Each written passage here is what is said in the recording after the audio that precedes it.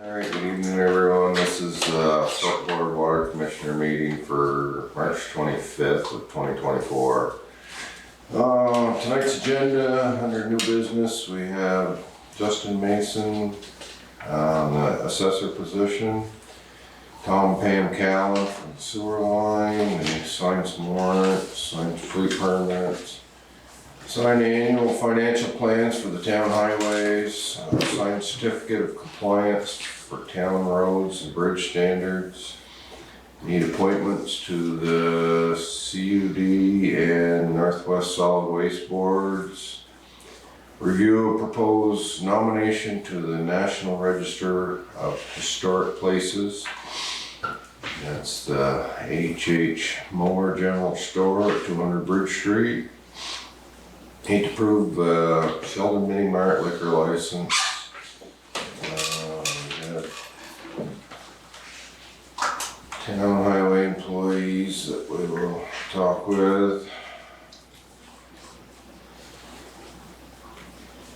And we have Vern Blumhover representing the school on the road change.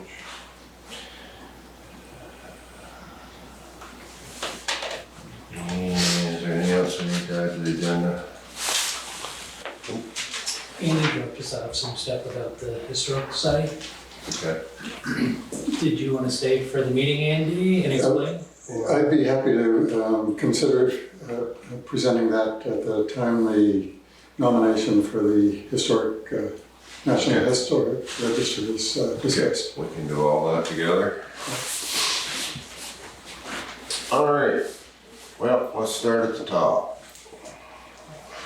Justin? All right. Hey.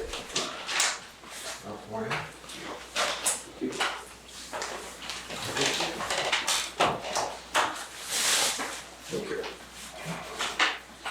Thank you.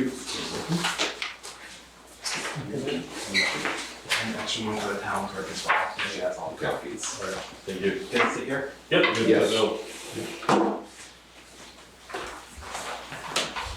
Yeah, so my name is Justin Mason. I'm a certified Vermont appraiser, level 1. I work for the town of Johnson through the interlocal agreement. So with that interlocal agreement, I also work for the town of Hyde Park, Berkshire, and St. George. And I heard you folks need an assessor. So I'm gonna come over, see what exactly your needs are, and see if we can work anything out together. Okay. So would that be something you'd like to group in with those other towns, or would this be a separate? So I'm looking at both options. I can't add another town to the interlocal agreement. All the other towns have to agree to that. Okay. So I can present what I have here, which is the interlocal agreement as they signed it, and the cost, which is on the last page. So the breakdown of the cost. So, yeah. But there's also, I can work with folks as an employee, just part-time, and running a payroll system.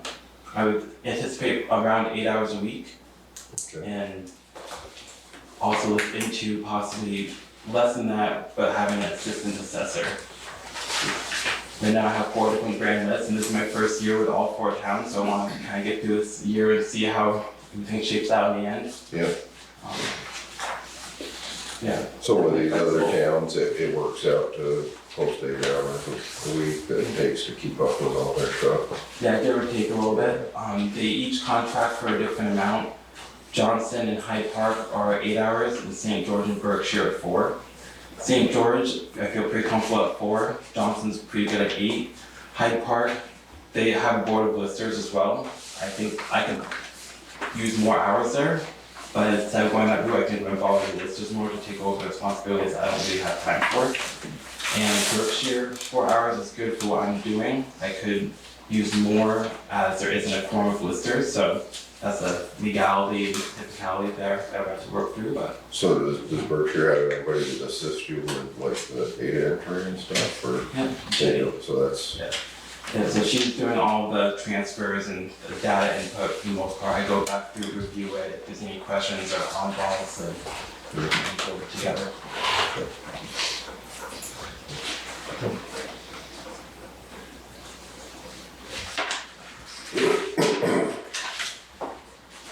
I think folks are due for a townwide reappraisal.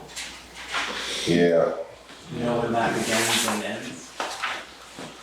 I don't know, we hit the CLA number where we need to do it, but, yeah, I'm not sure what they're giving us for a timeline to get it done, but Have you contracted with anyone yet? Like Nemrick or? I don't think we have, have we? I think everybody's booked out. From experience, Berkshire is doing their reappraisal in 2027, St. George and Hyde Park are 2028. Yeah, So that's another thing I like to consider as well, is how many towns are doing reappraisals and how close together and Yeah. what they need from you during that process. yeah, In here on section, I think it's 1.5, yep, 1.5 of the interlocal agreement. And we went with that route and all the towns agreed. It says the towns understand that reappraisal services such as townwide reappraisal are to be conducted under a separate contract outside this agreement, which is for Brandon's duties. So there's different ways to interpret that. I hadn't originally interpreted it as I can't do the reappraisal even if I was qualified at level 4. I would be allowed to, but I can still do the assistance with it. yeah, But Hyde Park's previous town administrator thought that that meant I can't do anything regarding the reappraisal, including the RFP. oh, So I have to kind of figure out that one. No, it doesn't seem like the towns really care too much, but it's a technicality that we need to resolve.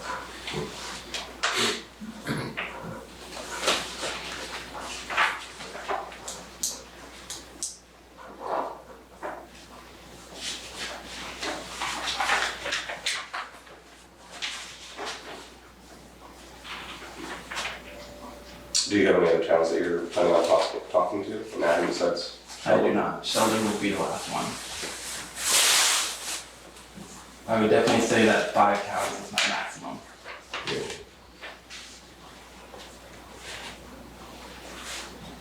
I also work for the other towns with different positions. I'm assistant to the town boards for the town St. George, for the town Hyde Park, so I just need minutes for the DRB, PC, select board.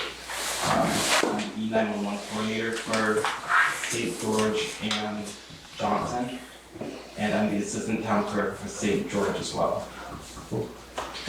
So you're busy, How'd you get to be here tonight? That was my question. I'm looking at Hyde Park, Johnson, St. George. How did Sheldon fit into your? So I met Kim at the town fair in September, and I was presenting on the interlocal agreement and we're assessing going from here, the future of assessing. And she approached my supervisor and I afterwards and said that we both would need someone. At the time, she mentioned that Vermont Appraisal Company was going to be done in December or January, that they've extended to help you through this grant list. But yeah, that's how I ended up here. And Berkshire is not too far from here as well. So.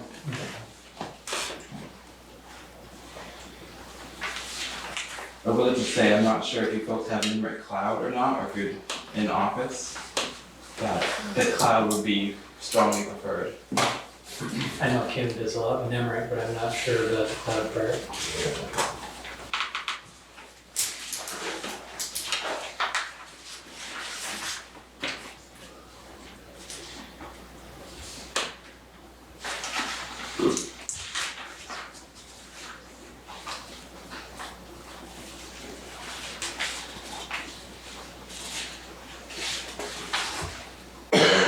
Yeah. Other questions?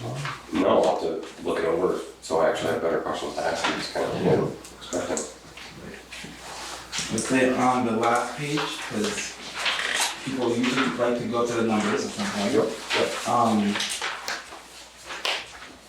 So right now, we're at the top, because these were the stages. The bottom one was my first 6 months, the second 6 months, and now we're at my 1 year mark going forward. So my wages, I'm getting $35 an hour and prorated benefits as well. And that's all broken down between the towns here. I'm not sure of the pay increase schedule. I think that might be $5 an hour per certification plus cost of living.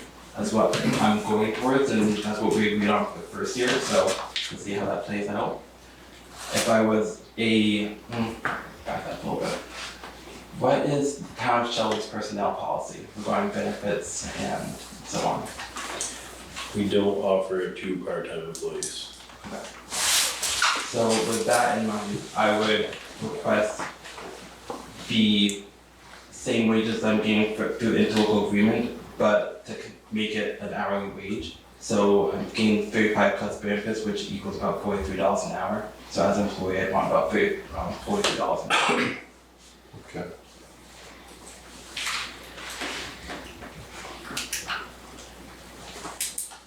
And with the interlocal agreement, I have a supervisor. She's a level 3. She assists as needed. I haven't used her almost all this winter. We did a lot during the first part of the season. Her wages are $55 an hour, and she's contracted outside of interlocal agreement as a new at $75. So that's a resource if you get into something that you don't feel comfortable with, you get somebody to go to. You mentioned an assistant. Yes, and that I don't have an assistant, but to reduce my hours, depending on my availability and the town's needs, I would consider, or you guys could consider, hiring an assistant to help me. They're just doing the basic transfers and maintenance, and I can come in and do like the hard splits and different things like that. Yeah. So you're not opposed to working with someone, right? No, I'm not. I'm very detail oriented, and specific. Everything's done all T's crossed, I's dotted, all that. So as long as my partner is the same, then I'm good with it. Okay.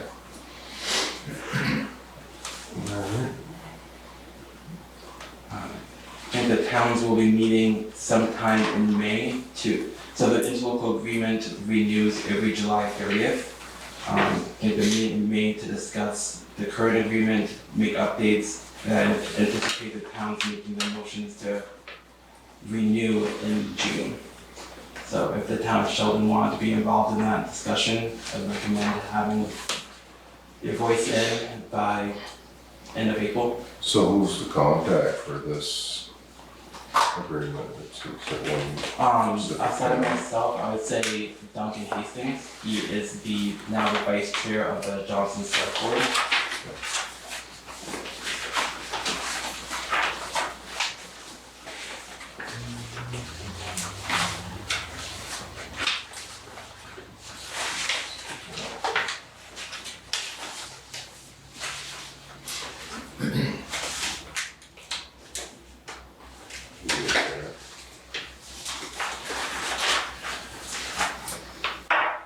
Okay. Good.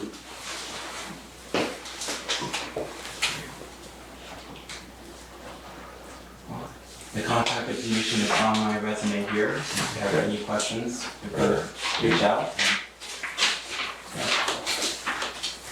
Thanks for your time. Yeah, very much, appreciate it.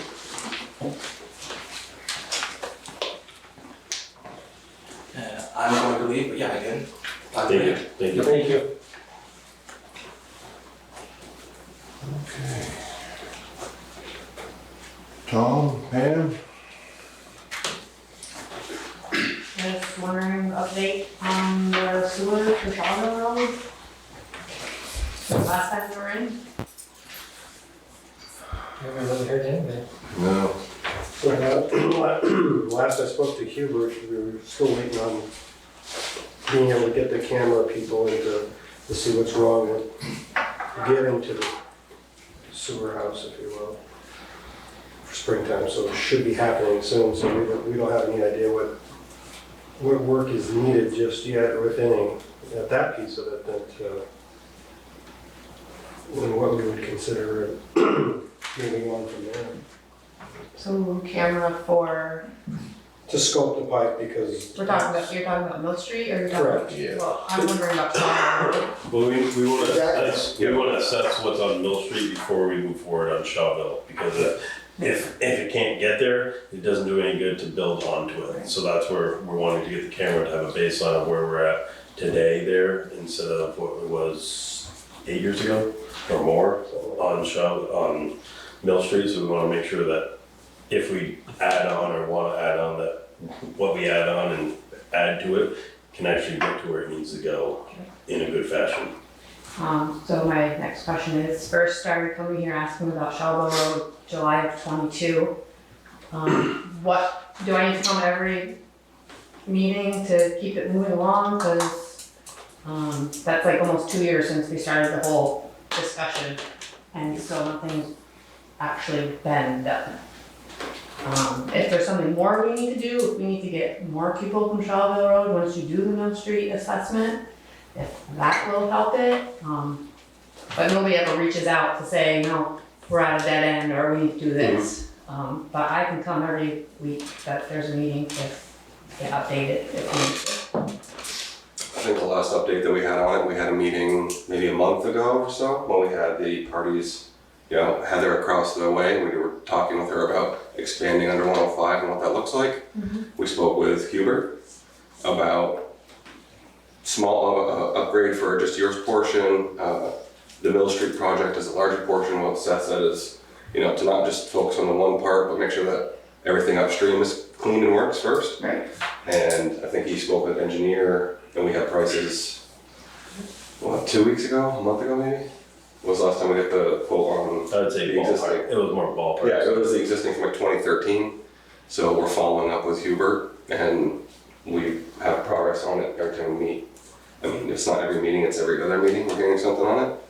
We're hoping that once we get an administrator in place, we'll have someone that can push that through a little bit quicker.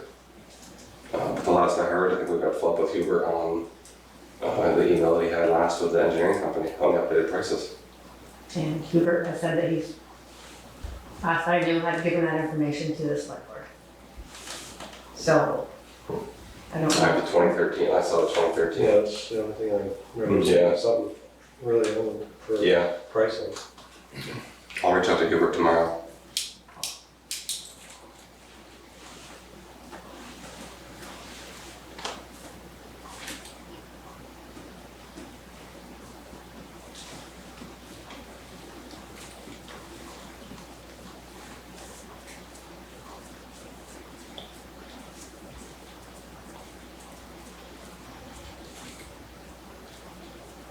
Is everyone watching me right?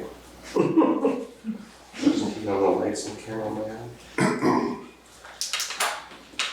I'll keep digging, I guess, until we get an answer.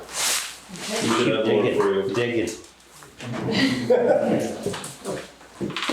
You're just gonna put a line in this summer. I'll, when I follow up my phone, call Tom, let him know what I hear. I just don't wanna wait like I did July of '22 and then have nothing really done. Understandable. And we know it's not feasible just to really do it for one house, that's why I would petition other people who I think need to in there too. Thank you, man.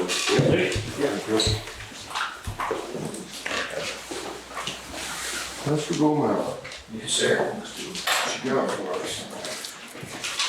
Well, I got a new, I got Chris Comstock with Mika, from the elementary school. He does a lot with the safety, getting flow and everything, getting these kids on and off bus safety, so I think we'd be a good asset to have along the day.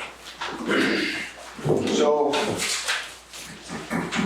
what we're looking at is a new and improved, to not have to move for a firm if possible. And after showing this to Morgan Daybell, he came up with a little bit better plan than what I drew out, and we wanted to flip-flop, or potentially flip-flop, the road coming in. Number one, do we still know, I made a couple of phone calls, do we own this, is this part of the school, this land? Which one, this, which This wooded area, yeah, it's $1 million question. I've been around half the people tell me we own it, half the people tell me the library owns it. This is part. Library's got a lot in the front, town owns the rest of it. Can you confirm that with certainty that is the library's lot? It was, yeah,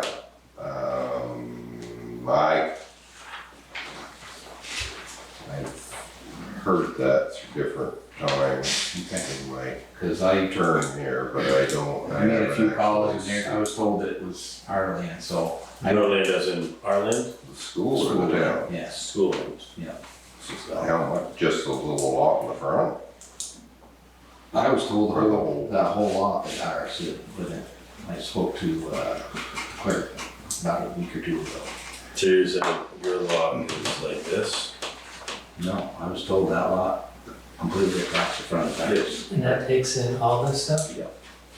But I was told that you guys have been taking care of all the fields and everything forever, but it shows that it's our property, so I don't know if you guys are taking care of fields, and you I'll don't have to have look to into or not, so. that, I'm pretty certain it's.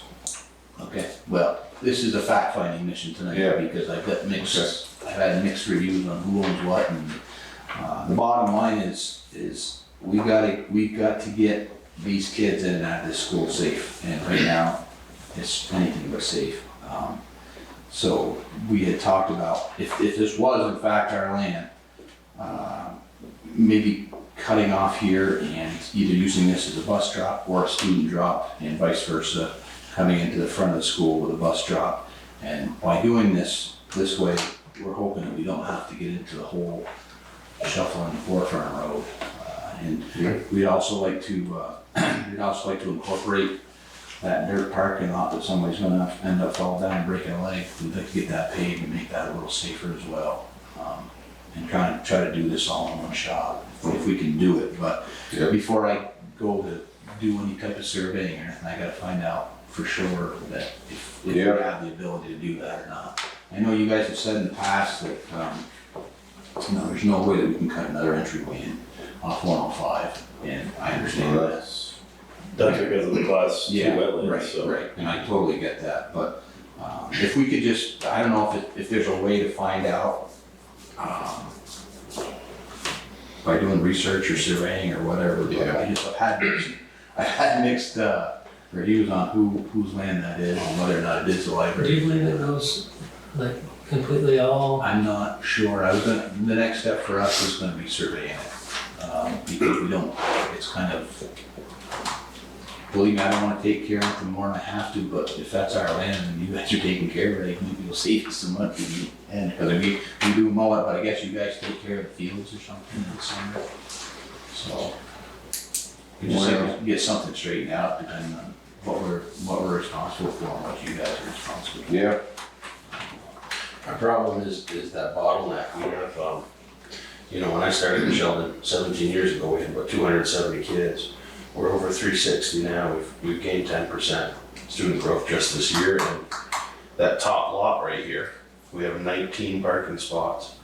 I pulled camera footage from this morning, and between 7:40 and 8:05, we had 91 cars, 4 buses, and all the poor farm in 25 minutes. And that's a parking lot with 19 parking spots. And so it's hectic, and it all happens at that one spot at once. And if we can get this secondary entrance, we're separating drop off from bus kids, which alleviates a lot of our problem. The other problem we have is that dismissal time. Once we get buses up here and these 19 spots fill up, cars just trickle right down onto 105, which is not safe, but we just have nowhere to put them. And if we can get that secondary entrance there, once again, to take buses in a separate place as parent drop-offs, we're gonna eliminate that problem also. A lot of schools have separate pickup drop-off spots. Yeah. And I think there probably was a time where Sheldon was small enough where, and when I started, it was a bad situation, and now it's getting worse, and as we continue to grow, it's getting trickier and trickier to get everybody in and out of there safely. And because really, the way schools work, there's, 20, 25, 30-minute time slots twice a day where everything happens all at once. Everybody comes, and it's really hard. Not to mention those 19 parking spots are pretty much unusable in the morning because they've got 2 lanes of, we've got all these kids to drop off. We've had to do the drop off that way, because, you know, once buses pull in, then we have, you know, cars going by buses and kids. If parents are parking, kids are walking between buses that are trying to leave and walking by cars that are, and so we section that off and we have staff out there every morning walking kids across because it's really the only safe way we can do that because it's kind of the Wild West. Otherwise, people just park and kids are walking all over and it's really quite hectic and scary, but this would really greatly alleviate. The idea would be this would just be a one-way. Yeah. It would come out and then dump back off out by the school, and we would gate that off after dismissal time. So because this would run through, you know, part of our playground, we put some fencing up and gate it off so we wouldn't have traffic through there during times when kids are out there playing. It would also help on days where we have, you know, school events, school concerts. Parking is a mess there on those days, and if we have that road where we can park cars on the side, that really helps with that situation too. Sporting events, stuff like that. So you're gonna turn that dirt parking lot and that whole soccer field into a parking lot? No. That's what we just wrote.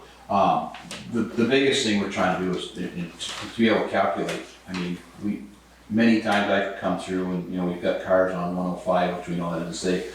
With this bypass, if it is doable, we can have a whole bunch of cars lined up there instead of hanging out in 105 to be able to do drop off. Like I said, I originally thought it would be better for bus drop off, but after talking with Morgan, I'm not so sure that we don't go back to having the bus drops off in front of the school and using this as student drop off, keeping them out of that mess of. We can fit a lot more cars Yeah, and buses. exactly. And And then, like I said, once it's there, we can look at it both ways. You know what I mean? Once it's there, we can use it either way we want to use it. But you know, then we cut a sidewalk, you know, to keep the kids away from the main drive. Yeah, the only downfall of that is you're going right through those ball fields. Yeah. but- Yeah, which is what Chris and I, we went over and scoped it out tonight. We'd like to do it wide enough, but I well, think this there's doesn't plenty of room. affect the baseball No, fields. it doesn't. No, I know that, but it's Yeah. still, Right. you know. Yeah, no, yeah. And like I said, we would fence both sides of that road. And if you do it for student drop off and stuff, what, you know, these kids that come during the day and, or get out early or whatever, I mean, They can just use that top You can lot still use that top line. for that. because what you know the in between times that's not that hectic. It's just the morning and the afternoon drop off is just hectic. And Lynn, excuse me, Lynn Colette had mentioned that, you know, again, she would want that to be gated off after drop off in the morning and opened up before pickup and then close. So it's not gonna be used all the time. You know, if that, well, Yeah. looking at this, Vern, if that lot in the corner is the libraries, yeah, you're gonna wanna get off 105 far enough anyways. Yes. You'll be above that. yeah, You go up between the tennis court Yeah. and that library lot. right. And I, you know, the other thing that I like Morgan's idea is, you know, to swing a bus in there, probably be a little bit more of a challenge than a regular car. So, but that was just a thought. You know, we're trying to do this in a feasible way, but also to keep it safe. So this was just another idea I had when I threw this down, and I just wanted to see what you guys thought. The big kicker for us is all the power in the world comes down through there. So that's one thing we're gonna have to be aware of. The power, the transformer, everything's right there, so we would have to make sure that we were going through there. And like I said, before I had sent Seth and you an email about you know, potentially having it surveyed, but before I go to that point, I would just love to have some verification on what is what, Yeah. and before we move forward. Okay. Were those new playgrounds done in the late 80s, somewhere in there? I think that was the Mr. Brown project. I'm not sure.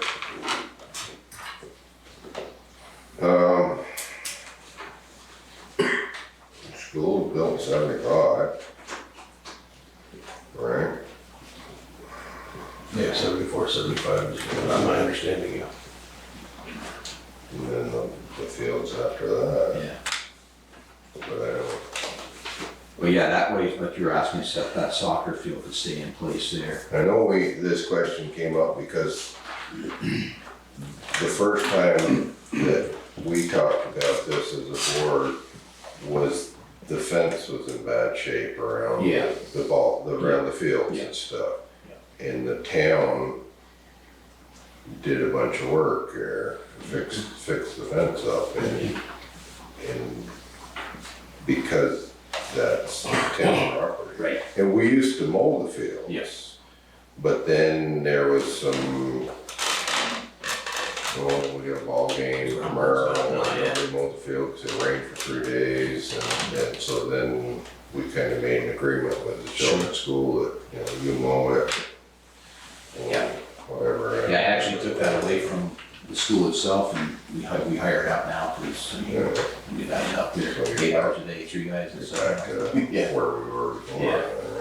Hire it out. But Yeah. anyways. Yeah, I mean, I mean, there's gotta be some record and there'll be the went to the town, whether it went to the school district or went to the town. And so they just gotta go in there and find out. yeah, cause I mean, we'd like, this is something that we wanna do as far as safe and as far as the ball field and everything, I mean, really don't have a problem taking them over. Cause the first thing I do is I go through and put new backstops and everything in there too.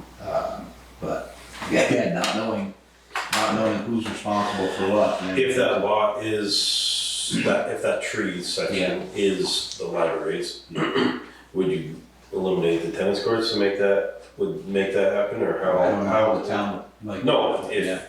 if you own the tennis court Yeah, and say the library owns this, yeah. if you own the tennis court, would you take out the tennis court to then make it? If it would. If you could make that loop. If it would take having this to get this done. No, I'm just, I just wanna know which, Yeah. say that is the libraries, okay, now we're at another stumbling block, Yeah. what would be your next thing, Right. is moving, I'm not trying to say Poor Farm Road, is Poor Farm Road moving completely off the table, or is this your best option? It's still, I'm still looking at both. Yeah. I didn't like any of the. I didn't like any of the options that you that provided came either. through. So I mean, this was our next thought. Like I said, there's nothing there that can't be moved. Yeah. And I certainly, I mean, you guys had just resurfaced the basketball Mhm. court last year. Last year. So, like I said, guys, I mean, if it's not yours, I don't have a problem taking care of it. It's just, I Yeah. gotta get some clarification on what's what, and we can move forward with it if that's possible. So, is that something that, we can research here? Is there anything, is there somebody here to do a research out of it? Get that information. Yeah, we can arrange to get that research and figure out boundaries and who owns More what. than happy to come over and help out if it makes moving forward. And the only other thing that Chris and I were talking about, before we came over, we met is, and again, I don't think Lynn Coda would balk at it, but I really think we'd like to get some kind of a blinking light coming off Poor Farm Road, because again, that's a super highway, and somebody's gonna get. Cars are flying through there and that the stop sign is Apparently those pretty stop signs are optional for dangerous most and folk, stuff. we see a lot of close calls, so maybe something a little more. But once you reconfigure that and make some sidewalks and make some curbage and, We certainly could. It will definitely alleviate a lot of that. that's gonna slow. And my understanding of when the talk was of moving Port Farm Road, my understanding was it didn't really address that whole bottleneck situation at the top as much. It got some of Port Farm Road out of our front yard a little bit, but we would still have that same drop off pickup situation. This would really alleviate a lot. Is it the traffic that's actually coming off Fort Farm that's running the stop sign? Yeah, cause our lot here, so buses and parents drop off here, right? And there's a stop sign, and there's a stop sign here. So these cars are supposed to stop and these cars are supposed to stop, but they just right through. Well, sometimes it's a rolling stop, sometimes it's pretty ripping through there, and it can be pretty hairy at times here. Cause the only option, these options. Yeah, These are the old ones. Yeah. The only, they did kick it around more, Yeah. but it just, Right. still to what? And then they shave off some of that, that hill. This one was the one that was the most, Yeah. moved it the most, it Right. gave you the most area, but still not. Still not what I was looking for. Other than Yeah, I don't think you guys were I thought. No. Yeah, so, this was what I came up with, if, we can research it and see if it's doable, and like you said, Seth, if it comes to, Oh, I'm wanting to know if it is the libraries, okay, what's the next step, and where's the next? Might be speaking, not knowing, but my understanding is the library was a quarter acre lot there, so it wouldn't entail. Because we actually have, But I've never seen paperwork that says that, and I know we discussed it when we built this building, whether to put the library in here or whatever. We had a bunch of options when we built here, where to put it, here or somewhere else, and we actually talked about putting it by the school. Gotcha. But yeah, we can look into that. Is there nothing I can do to help you out too? I'd be more Okay. than happy just to kind of keep this rolling, because, just bottom line, the setup is terrible as far, Yeah. from the dirt parking lot to the dump off to, Yeah. the bottom line is, we gotta make it safe. And my understanding is our projection is Going up. we're going up, so it's gonna get worse, not get better as we have more students come, So more staff. if you're projecting more kids, what's your long-term plan there? You're gonna, Well, there's a lot to address with that, there's space in the school, that's a whole kettle of fish, but I'm my just, understanding what the town owns for land, you don't have a lot of room to expand, No. except for on the other side of the road. Great. That's what, maybe this whole thing needs to be addressed. Yeah. with. Because we, obviously, in the grand scheme of things, the next move for us, if we're gonna do an addition, would come off at North End to come out. If we've got the footage, that's really, like you said, the only place we can go, that way. Those modulars are short-term Band-Aid to a long-term problem. Like as you know, you sell one fire gear and put up 20 houses, the whole demographics of that school is gonna change. Yeah. You guys are growing. You're the only one really right now that's growing, so. All right, anyways, if you got any questions, give me a shout, let me know, and if there's something I can do, let me know. I remember that. I have it in my phone. Must want to broadcast it on TV.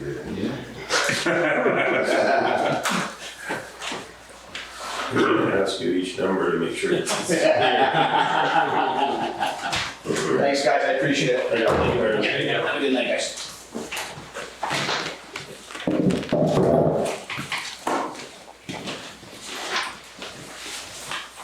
All right. Let's, Andy, you wanna come up?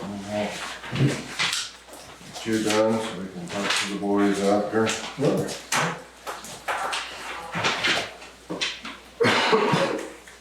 with that, the proposed nomination, is that something we have here? You should have a 40-page packet or so. It was just part of an email that they sent around. I don't know how much can print it off for you. It's a fairly detailed evaluation of the merits of the historic district down there in the village. And the Moore stores, so-called Moore stores, place in that village. And the nomination, the application for the Broom Grant obliged us to identify the Moore store as eligible for nomination to the National Register. The Division of Historic Preservation acknowledged that it's eligible, and now the Preservation Trust has moved forward creating an application to the National Park Service to name the store as an historic place. It's the tail wagging the dog here, in that the grant is the principal interest of the community in approaching this nomination. Now the National Park Service is considering the application, and if the town agrees to move forward with it, apparently the National Park Service will give it its blessing as the second historic site in Sheldon. The other one is the bridge at the King Road.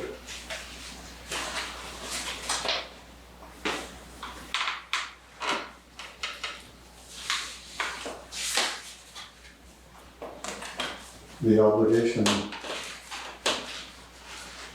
to a place named on the National Register of Historic Places is merely and mostly to maintain it in its present condition with any substantive changes approved by the National Park Service.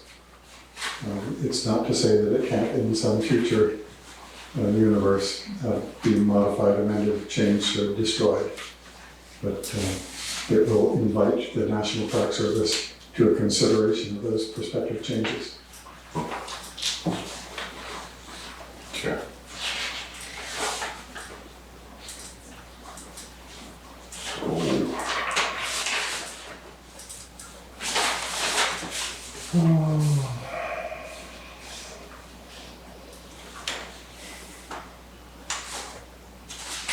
So do we need a motion to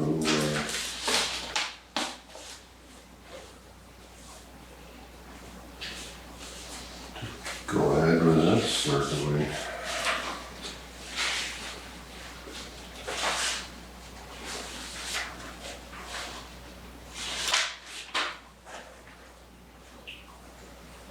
Does anybody have any objection to it? You said there was an email or letter? This, the application has been prepared by the independent historic preservation consultant hired through Preservation Trust for Preservation Trust benefit. That application is being, Kim had circulated to the Historical Society and to, I gather, to the Select Board. It was for the Select Board's attention. I imagine it appeared somewhere in your box. Perhaps not. But nonetheless, it's a draft it's been prepared and will be submitted. The consultant who circulated it to Kim has posted as ready for submittal to the National Park Service, so there's a presumption that it's ready for your review and approval.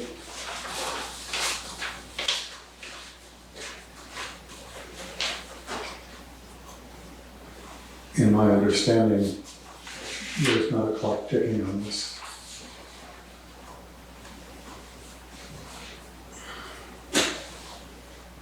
Because I know I haven't seen an email. I assume that's what this is on, because it's dated the 13th of March.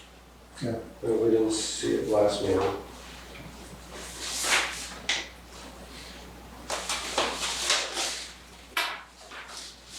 Can you give us a little time, Andy, to put our hands on that and review it and get back to you on that? So that, I mean,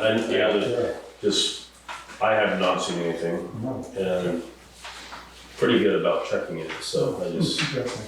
Well, yes, as I indicated, there's no urgency from my perspective. The Broom grant has already been processed, and the money is flowing for the projects described in the application.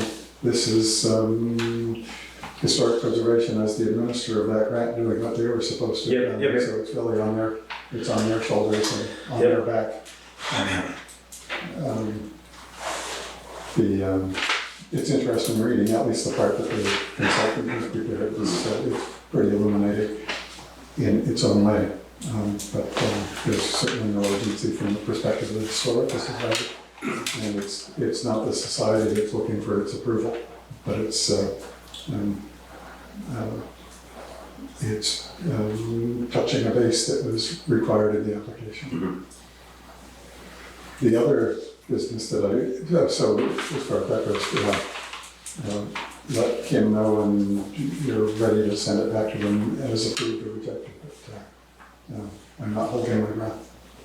The other piece of business that I brought to consider at this time is the completion of the rehabilitation that we undertook back in 2017 when the town bought the building, and all of the work that we've done so far has largely been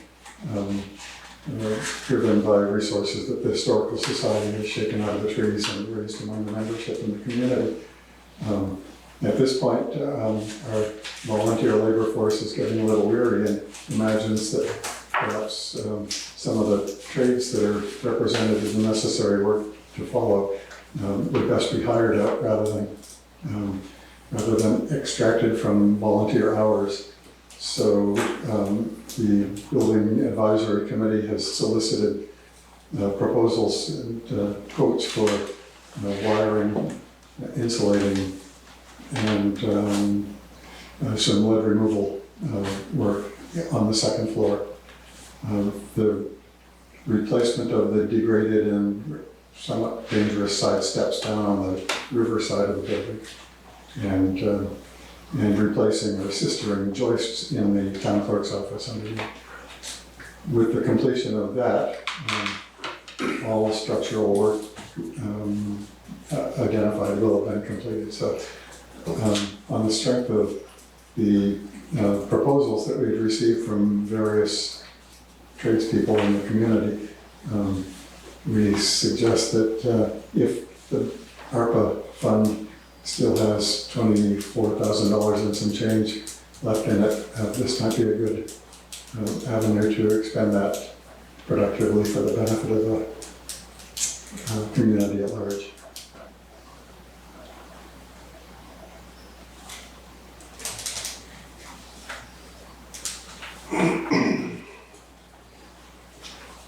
Yes, we could consider that, I guess, so.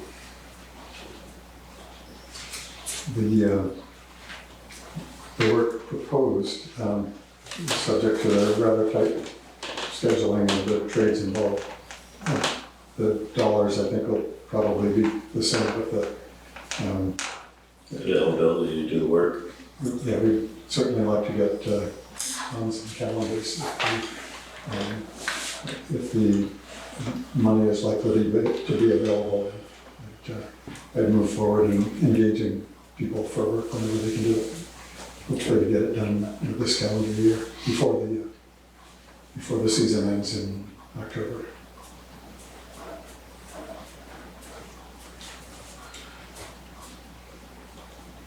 This is how the work detailed there is work outside of the scope of the Broom grant that has already been allocated. And is beginning April 6th. Watch this space. Yeah. Any questions on that? No. Not right now. Move on that, or do we want to discuss it more, or what's your thoughts?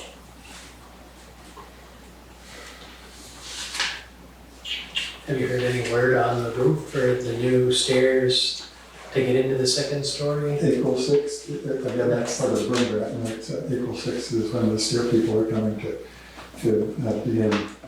begin that. The stairs are going to be shop built, so there's a lot to see going on, but that's when they're initiating that work. We're on the roofer's calendar. It's an invisible calendar from our perspective. We know it'll get done. We're just hoping that he doesn't break his neck before he gets to our project. And the ramp the contract for the ramp has been let, but that depends rather on getting the stairs on before the ramp goes up to it. So that the ducks are in a row. Mm-hmm. I guess I have one question. So did you have quotes from I assume you were spoken with contractors on all of these items. Yeah, well, yeah, there are some elements in there that are volunteer driven, the painting and sanding the floors and things like that. So the quote there is just materials. Some of the quotes are budget quotes, which would have to be resolved in a contract. The budget quote for the electrician, for example, the biggest to crack there. We only got one respondent to our RFP, and the number that he volunteered is the largest number that he anticipated. Imagining that a lot of the work, if the historical society's ever-ready labor force prepped and executed on some of the prep work, then the number would shrink. So I didn't want it to go the other way. There's an expectation that we were trying to get a worst case budget to consider. And we as a historical society board didn't discuss the prospect of administering any money that came through the ARPA program, whether we submit reimbursement invoices to the town treasurer and let the town treasurer administer funds, or whether in the wisdom of the board it was decided that the society's building committee would administer the distribution of monies. That would be a toss of the coin at your will. You can make that call.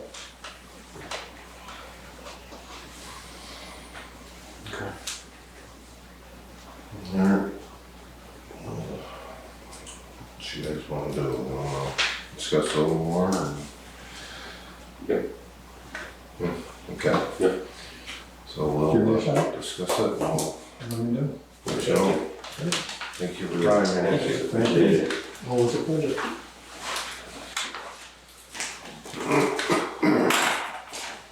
Alright, I'll take a motion to go into executive session so we can speak with the. I'll make a motion to go to executive session to discuss highway personnel, and when we exit executive, we'll re-enter and finish up our meeting, signing warrants and so on. A second on that. Second. Alright, all in favor? Aye. Alright, we are back out of executive session. We talked to our town highway employees, annual checkup with them, see how things are going. We need, sites warrants, fleet permits, we got those going. Right there. Oh.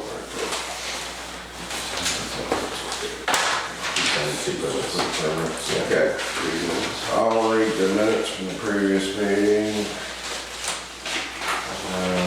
Select Board Water Commissioner meeting from March 11th, 2024. Held here at the town office at 7:30.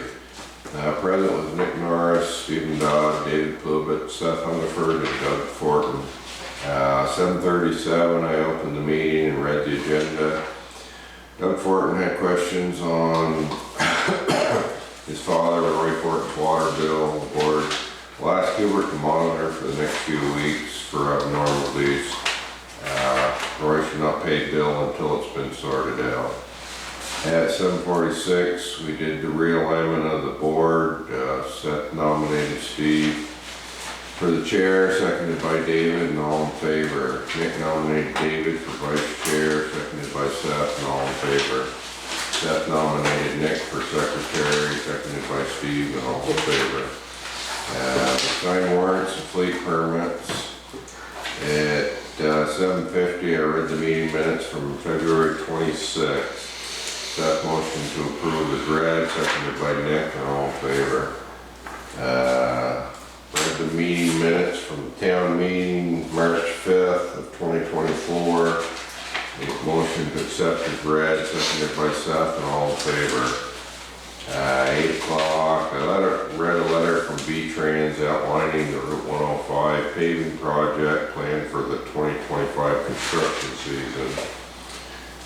David requested town clerk to bring copies of budget usage for highway tools, repairs, office, building maintenance, equipment maintenance to the next meeting.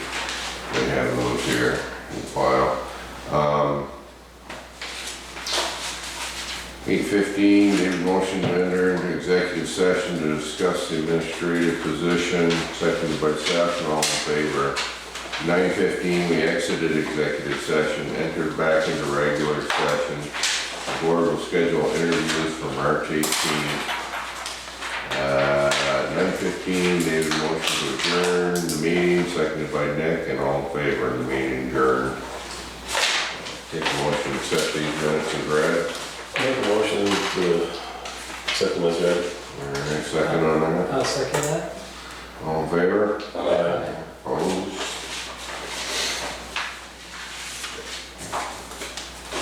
We have an application for a second class license for Sheldon Mini Mart.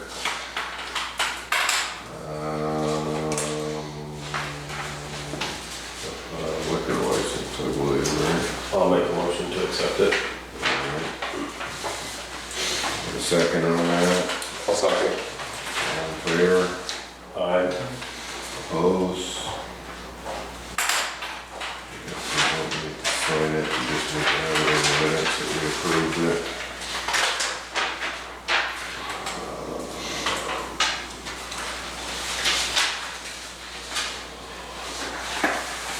We have an annual financial plan for the town highways.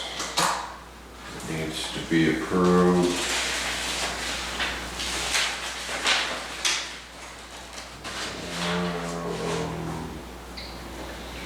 We got 13,000 budgeted for the class 1, 4,900 for class 2, 1,800, let's see. All per mile, must be, so we have a 20,000 for the total 853,000. And then you got some winter maintenance, non-winter maintenance. Paving.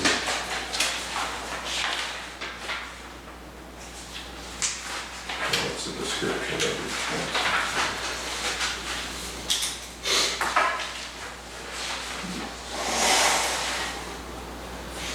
We, the legislative body of the municipality, shall certify that funds raised by municipal taxes are equivalent to or greater than the sum of at least $300 per mile for each mile of class 1, 2, and 3 highway.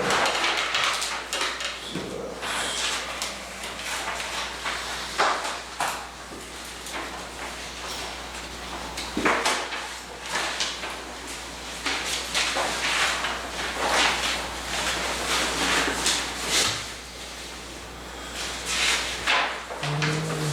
that's this is a certificate of compliance from the town road and bridge standards. And we adopted the standard.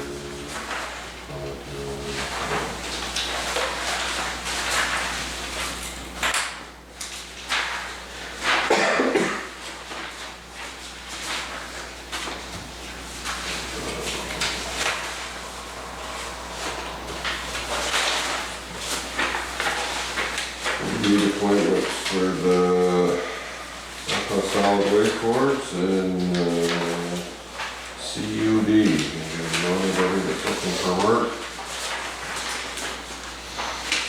I'll table it to the next meeting. Yep. Motion made. Anything else on the agenda? We want to discuss this tonight.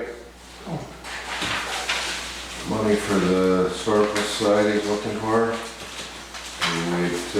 before, we were gonna give Mark funds to fix that roof, and then we got that grant, so. I couldn't remember how that was, how that worked out, if they got that grant. We have to match that one? I think if they had to wait for the funding, we were gonna put the ARPA money up for them to get the work done, and then they kind of get the law. I think it's all good stuff. I think They're trying to do it. they put this much work and money into that building, and that's what's in it. Yeah. I just couldn't remember about the ARPA funds and that's what it So was. they're hoping that'll be like a community space for people to meet. I'm fine with that. Does anyone else have a problem with the side money? I'll make a motion, and you better make it. Did you make it? No, I didn't make it. I'll make a motion to, do we, I guess, I'll make a motion to accept it. Do we want to have them submit to the town clerk? Or do you want to give them the money and let them I use it? think it's still a town building. I think they can submit the invoices to To the the town town clerk. clerk, Pay To the amount of to the amount not to exceed. $24,885. Yeah. That way it keeps billing clean. Okay, I would like to make a motion to go into, have we done it now? Sorry. Yeah, what's the motion on the funding? To accept. To accept the funding not to exceed $24,885. Funding. Not to exceed $24,085. $885. Did anybody need to second that, or did somebody already second it? I'll second it. Okay. alright, all in favor? Aye. Opposed? Motion. Alright, You've done everything else. another, I would like to make a motion to go into executive to discuss town administrator and exit their meeting and adjourn for the night after it's done. alright, take that motion, a second on that. Alright, all in favor? Aye. Opposed? We are adjourned for the evening.